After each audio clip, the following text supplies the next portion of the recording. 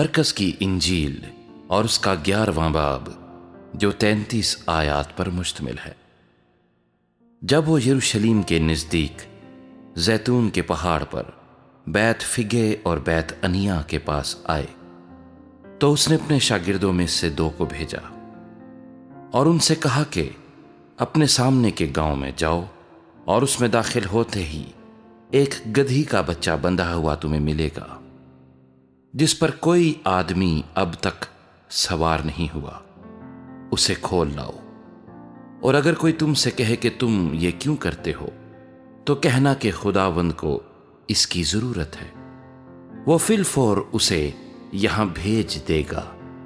پس وہ گئے اور بچے کو دروازے کے نزدیک باہر چوک میں بندھا ہوا پایا اور اسے کھولنے لگے، مگر جو لوگ وہاں کھڑے تھے ان میں سے بعض نے ان سے کہا، یہ کیا کرتے ہو کہ گدھی کا بچہ کھولتے ہو؟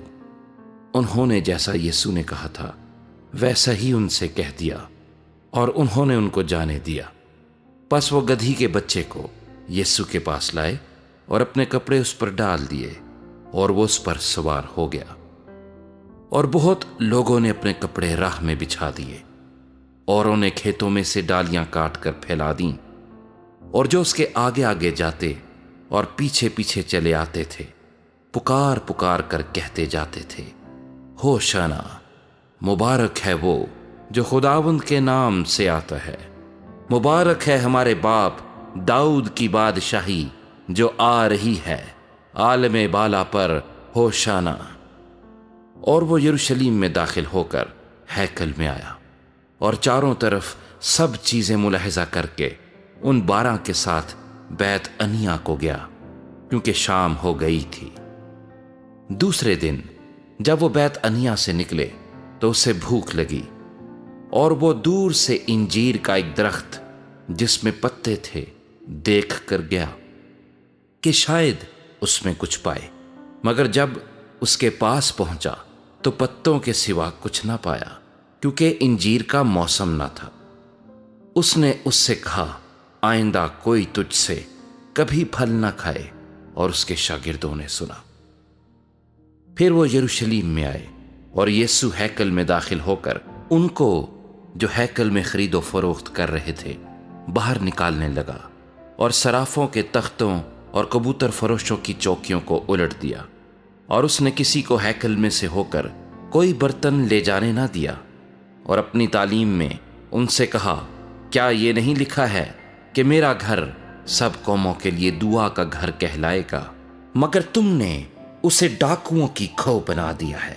اور سردار کاہن اور فقیہ یہ سن کر اس کے ہلاک کرنے کا موقع ڈھونڈنے لگے، کیونکہ اس سے ڈرتے تھے، اس لیے کہ سب لوگ اس کی تعلیم سے حیران تھے۔ اور ہر روز شام کو وہ شہر سے باہر جایا کرتا تھا۔ پھر صبح کو جب وہ ادھر سے گزرے تو اس انجیر کے درخت کو جڑ تک سوکھا ہوا دیکھا۔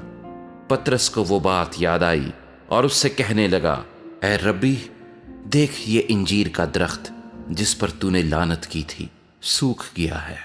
یسوع نے جواب میں ان سے کہا، خدا پر ایمان رکھو، میں تم سے سچ کہتا ہوں کہ جو کوئی اس پہاڑ سے کہے تو اکھڑ جا اور سمندر میں جا پڑ، اور اپنے دل میں شک نہ کرے بلکہ یقین کرے کہ جو کہتا ہے وہ ہو جائے گا، تو اس کے لیے وہی ہوگا۔ اس لیے میں تم سے کہتا ہوں کہ جو کچھ تم دعا میں مانگتے ہو یقین کرو کہ تم کو مل گیا، اور وہ تم کو مل جائے گا۔ اور جب کبھی تم کھڑے ہوئے دعا کرتے ہو، اگر تمہیں کسی سے کچھ شکایت ہو تو اسے معاف کرو، تاکہ تمہارا باپ بھی جو آسمان پر ہے تمہارے گناہ معاف کرے۔ اور اگر تم معاف نہ کرو گے تو تمہارا باپ جو آسمان پر ہے تمہارے گناہ بھی معاف نہ کرے گا۔ وہ پھر یروشلیم میں آئے، اور جب وہ ہیکل میں پھر رہا تھا تو سردار کاہن اور فقیہ اور بزرگ اس کے پاس آئے اور اس سے کہنے لگے، تو ان کاموں کو کس اختیار سے کرتا ہے، یا کس نے تجھے یہ اختیار دیا کہ ان کاموں کو کرے؟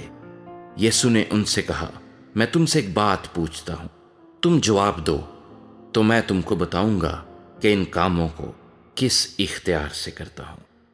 یوحنا کا بپتسمہ آسمان کی طرف سے تھا یا انسان کی طرف سے؟ مجھے جواب دو۔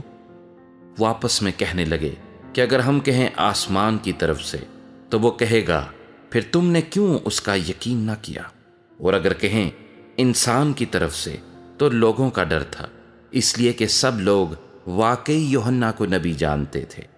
پس انہوں نے جواب میں یسوع سے کہا، ہم نہیں جانتے۔